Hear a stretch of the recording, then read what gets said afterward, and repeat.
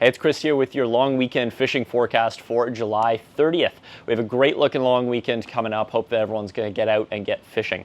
A couple of awesome opportunities this weekend to look forward to. Lots of bass, of course. Midsummer now, we're thinking about a lot of bass. Fishing's been great for them. Weather looks stable this weekend. No weird weather patterns moving in, so fishing should be quite good.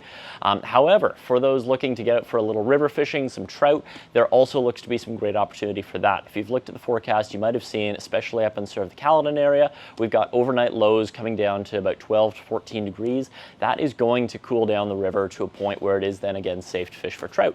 Today, just the tail end of this heat wave that we've been experiencing. It's a little warm to be out there right now, but certainly at least in the mornings over the weekend, you'll have several hours of really great fishing for trout as well. So two cool opportunities there for you, and we hope that you're able to make the most of them.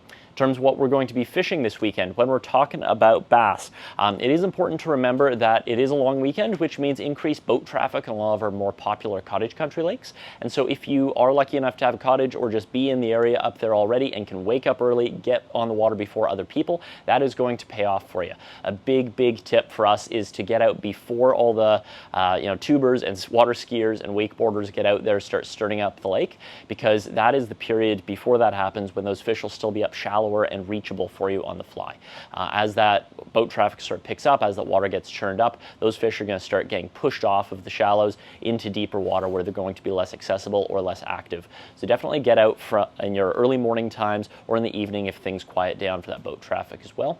If you're lucky enough to be on a quieter body of water, then for sure that fishing should continue to be great all day long. But that's a great tip for you to help you have success on those busier lakes like your Muskokas, Lake of Bays, that sort of thing. In terms of flies, it's a lot of the same stuff that we've been talking about, but we do have a lot of bugs flying around in the air. So flies like this Rio's Oh My Dragonfly, great option, especially if you're in those back bays, lots of dragonflies buzzing around. Of course, things like the Mr. Wigglies and any kind of big terrestrial pattern. You can just fish your standard hoppers as well. It can be a great way to pull fish in those shallower water areas.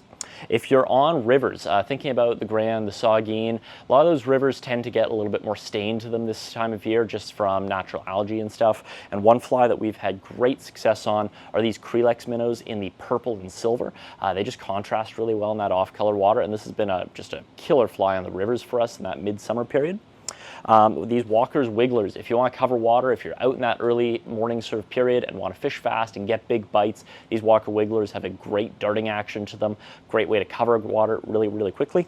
And then for trout, a lot of stuff that you've been fishing throughout the season will work really well for you. So think about nymphs, dries, streamers, all your usual stuff. But the general theme that you're going to be sticking with this time of year, just given that we are midsummer, that water is going to be low and clear, is smaller flies. So whether that's streamers, nymphs, or dries, you're generally going to aim to be smaller.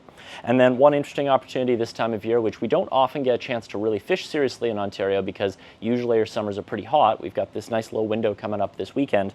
But one thing that is a lot of fun to fish is terrestrials. Terrestrials being land-dwelling insects, things like grasshoppers, ants, beetles, that sort of thing that then fall into the water. These are a great way to prospect for trout. You just poke them around any likely-looking spots, and you can get some really big eats on these too. So lots of fun, great way to fish out there in addition to all your regular stuff. As always, if you need any tips on where to fish this weekend or what to fish, get in touch. We'll be happy to help you out. We hope you have a great long weekend.